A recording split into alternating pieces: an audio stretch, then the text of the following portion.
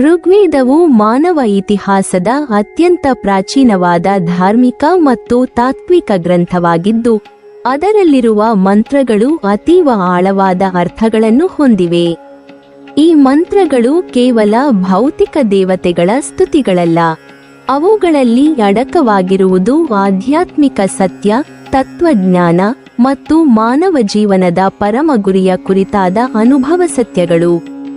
ಆದರೆ ಈ ಮಂತ್ರಗಳ ಭಾಷೆ ಸಂಕ್ಷಿಪ್ತ, ಸಂವೇದನಾತ್ಮಕ ಮತ್ತು ರೂಪಕಪೂರ್ಣವಾಗಿರುವುದರಿಂದ ಅವುಗಳ ನಿಖರ ಅರ್ಥವನ್ನು ಗ್ರಹಿಸುವುದು ಸಾಮಾನ್ಯ ಓದುಗರಿಗೆ ಸುಲಭವಲ್ಲ. ಈ ಕಾರಣದಿಂದ ಅನೇಕ ಪ್ರಾಚೀನ ಹಾಗೂ ಮಧ್ಯಯುಗದ ಪಂಡಿತರು ವೇದಾರ್ಥವನ್ನು ಸ್ಪಷ್ಟಪಡಿಸುವ ಉದ್ದೇಶದಿಂದ ಭಾಷ್ಯಗಳು, ಟೀಕೆಗಳು ಮತ್ತು ನಿಘಂಟುಗಳು ಎಂಬ ಅರ್ಥವಿವರಣಾತ್ಮಕ ಗ್ರಂಥಗಳನ್ನು ರಚಿಸಿದರು. ಇವು ವೇದ ಸಂಪ್ರದಾಯದ ಬೆಳಕು ಹರಡುವ ದೀಪಗಳಂತಿವೆ. ಋಗ್ವೇದದ ಅರ್ಥವಿವರಣೆಗಾಗಿ ಅತ್ಯಂತ ಪ್ರಮುಖವಾದ ಗ್ರಂಥವೆಂದರೆ ಶ್ರೀ ಸಾಯಣಾಚಾರ್ಯರ ಭಾಷ್ಯ. ಸಾಯಣರು ವಿಜಯನಗರ ಸಾಮ್ರಾಜ್ಯದ ಕಾಲದಲ್ಲಿ ಕ್ರಿ. ಶ. 14ನೇ ಶತಮಾನದಲ್ಲಿ ವಾಸಿಸಿದ ಪ್ರಸಿದ್ಧ ಪಂಡಿತರಾಗಿದ್ದರು. ಅವರು ತಮ್ಮ ಸಹೋದರರಾದ ಮಾಧವರಾಯರ ಶ್ರೀಮಧ್ವವಿದ್ಯಾರಣ್ಯ ಸಹಾಯದಿಂದ 4 ವೇದಗಳ ಮೇಲೂ ವಿಶಾಲವಾದ ಭಾಷ್ಯಗಳನ್ನು ರಚಿಸಿದರು.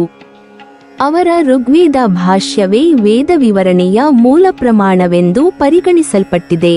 ಸಾಯಣರು ತಮ್ಮ ಭಾಷ್ಯದಲ್ಲಿ ಪ್ರತಿ ಮಂತ್ರದ ವ್ಯಾಕರಣಾತ್ಮಕ ವಿಶ್ಲೇಷಣೆ, ದೇವತಾವಿಶೇಷ, ಯಜ್ಞ ಪ್ರಯೋಗ ಮತ್ತು ಆಧ್ಯಾತ್ಮಿಕ ತಾತ್ಪರ್ಯಗಳೆಲ್ಲವನ್ನೂ ಸಮಗ್ರವಾಗಿ ವಿವರಿಸಿದ್ದಾರೆ. ಅವರು ವೇದದ ಕರ್ಮಕಾಂಡ ಮತ್ತು ಜ್ಞಾನಕಾಂಡ ಎರಡನ್ನೂ ಸಮಾನವಾಗಿ ನೋಡಿದ್ದಾರೆ. ಅವರ ವ್ಯಾಖ್ಯಾನದ ವಿಶಿಷ್ಟತೆ ಎಂದರೆ ಮಂತ್ರದ ಬಾಹ್ಯಾರ್ಥ, ಅಂದರೆ ಯಜ್ಞದಲ್ಲಿ ಅದರ ಉಪಯೋಗ, ಮತ್ತು ಆಂತರಾರ್ಥ, ಅಂದರೆ ಅದರ ತತ್ವ ಸಂಪ್ರದಾಯ ಎರಡನ್ನೂ ಒಟ್ಟಿಗೆ ತೋರಿಸುವ ಸಮಗ್ರ ದೃಷ್ಟಿ. ಹೀಗಾಗಿ ಸಾಯಣ ಭಾಷ್ಯವು ವೇದಾರ್ಥದ ಅರ್ಥಗ್ರಹಣಕ್ಕೆ ಅತ್ಯಂತ ಪ್ರಾಮಾಣಿಕ ಮತ್ತು ಶಾಶ್ವತ ಮಾರ್ಗದರ್ಶಕವಾಗಿದೆ. ಅದೇ ರೀತಿಯಲ್ಲಿ ಶ್ರೀಮಧ್ವಾಚಾರ್ಯರ ಭಾಷ್ಯವು ಋಗ್ವೇದದ ಅರ್ಥವನ್ನು ತತ್ವದೃಷ್ಟಿಯಿಂದ ವಿಶ್ಲೇಷಿಸಿದ ಅಮೂಲ್ಯ ಕೃತಿ.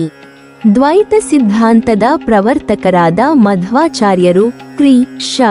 13ನೇ ಶತಮಾನ ವೇದಮೂಲ ತತ್ವವನ್ನು ಭಗವಂತನ ಸರ್ವೋತ್ಕೃಷ್ಟತೆಯ ದೃಷ್ಟಿಯಿಂದ ವ್ಯಾಖ್ಯಾನಿಸಿದರು. ಅವರ ಭಾಷ್ಯಗಳಲ್ಲಿ ಮಂತ್ರಗಳ ದೈವತಾತ್ಮಕ ಅಂಶಗಳು ಮತ್ತು ಜೀವರ ಪರಮಾತ್ಮನ ಸಂಬಂಧಗಳು ಸೂಕ್ಷ್ಮವಾಗಿ ವಿವರಿಸಲ್ಪಟ್ಟಿವೆ. ಮಧ್ವಾಚಾರ್ಯರ ವ್ಯಾಖ್ಯಾನಗಳು ವೇದವನ್ನು ಕೇವಲ ಯಜ್ಞಗ್ರಂಥವಾಗಿ ನೋಡದೆ ಅದನ್ನು ಪರಮಾತ್ಮನ ದಿವ್ಯಜ್ಞಾನವೆಂದು ಪರಿಗಣಿಸಿದವು. ಅವರು ಗಾಯತ್ರಿ ಮಂತ್ರ, ನಾಸದೀಯ ಸೂಕ್ತ, ಪೌರ ಸ ಸೂಕ್ತ ಮುಂತಾದ ಋಗ್ವೇದದ ಪ್ರಮುಖ ಸೂಕ್ತಗಳಿಗೆ ಆಧ್ಯಾತ್ಮಿಕ ವಿವರಣೆಗಳನ್ನು ನೀಡಿದರು. ಈ ಮೂಲಕ ಅವರು ವೇದದ ತತ್ವವನ್ನು ದ್ವೈತದ ಪರಿಧಿಯಲ್ಲಿ ಸ್ಥಾಪಿಸಿದರು. ವೇದಾರ್ಥವನ್ನು ತಿಳಿಯಲು ಮತ್ತೊಂದು ಪ್ರಮುಖ ಗ್ರಂಥವೆಂದರೆ ನಿಘಂಟು ಮತ್ತು ಅದಕ್ಕೆ ಟೀಕೆ ಬರೆದ ದೇವರಾಜಯಜ್ಞರ ವಿವರಣೆ. ನಿಘಂಟು ಗ್ರಂಥವು ವೇದ ಪದಕೋಶದಂತಿದ್ದು, ಅದರಲ್ಲಿ ಋಗ್ವೇದದಲ್ಲಿ ಬಳಕೆಯಾದ ಅಪರೂಪದ ಬಹುವರ್ಥ ಪದಗಳ ವ್ಯಾಖ್ಯಾನಗಳನ್ನು ನೀಡಲಾಗಿದೆ. ಈ ಗ್ರಂಥವು ವೇದಾಭ್ಯಾಸಿಗಳಿಗೆ ಶಬ್ದಾರ್ಥದ ದೃಷ್ಟಿಯಿಂದ ಮಾರ್ಗದರ್ಶಕವಾಗಿದೆ. ದೇವರಾಜಯಜ್ಞರು ತಮ್ಮ ಟೀಕೆಯಲ್ಲಿ ಈ ನಿಘಂಟಿನ ಪದಗಳಿಗೆ ಆಳವಾದ ವ್ಯಾಖ್ಯಾನ ನೀಡಿ ಅವುಗಳ ಧ್ವನಾತ್ಮಕ ಹಾಗೂ ರೂಪಕ ಸೂಚಕ ಅರ್ಥಗಳನ್ನು ತಿಳಿಸಿದರು.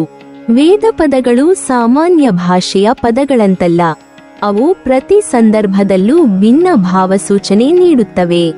ದೇವರಾಜಯಜ್ಞರ ಟೀಕೆಯಿಂದ ಈ ಸೂಕ್ಷ್ಮ ಭಾವಗಳು ಸ್ಪಷ್ಟವಾಗುತ್ತವೆ.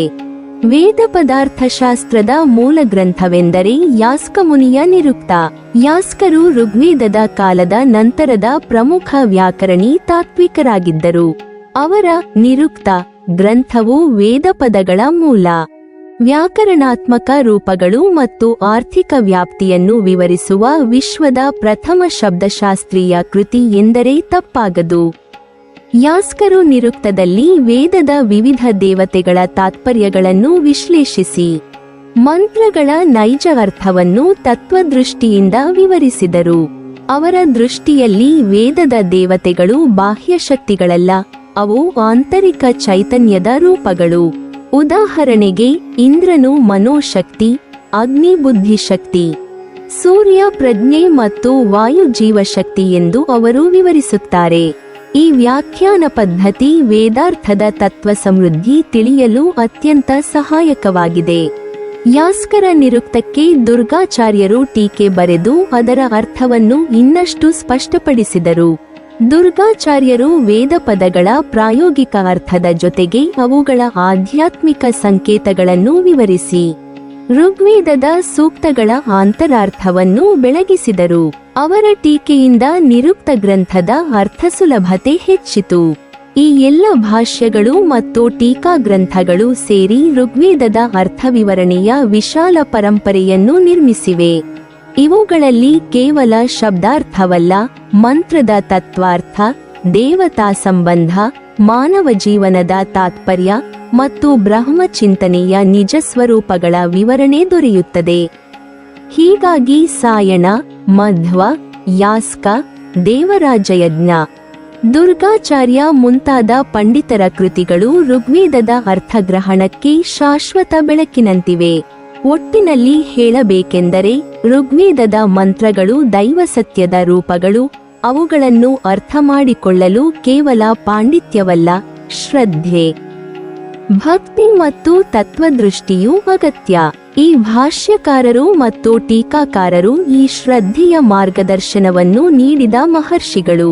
ಅವರ ಕೃತಿಗಳು ಇಂದಿಗೂ ವೇದಪಾಠಿಗಳಿಗೂ ತತ್ವಶೋಧಕರಿಗೂ ದಾರಿದೀಪಗಳಂತಿವೆ. ವೇದದ ಶಾಶ್ವತ ಜ್ಞಾನಧಾರೆ ಇಂದಿನ ಯುಗಕ್ಕೂ ಜೀವಂತವಾಗಿರುವುದಕ್ಕೆ ಸಾಕ್ಷಿಯಾಗಿವೆ.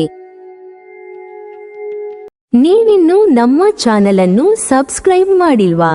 ಹಾಗಾದರೆ ಈ ಕೂಡಲೇ ನಮ್ಮ ಇತಿಹಾಸ ದರ್ಶನ ಚಾನಲ್ ಅನ್ನು ಸಬ್ಸ್ಕ್ರೈಬ್ ಮಾಡಿ ಮತ್ತು ಪಕ್ಕದಲ್ಲಿರುವ ಬೆಲ್ ಐಕಾನ್ ಅನ್ನು ಪ್ರೆಸ್ ಮಾಡಿದರೆ ನಮ್ಮ ಹೊಸ ವಿಡಿಯೋಗಳನ್ನು ನೋಡಬಹುದು.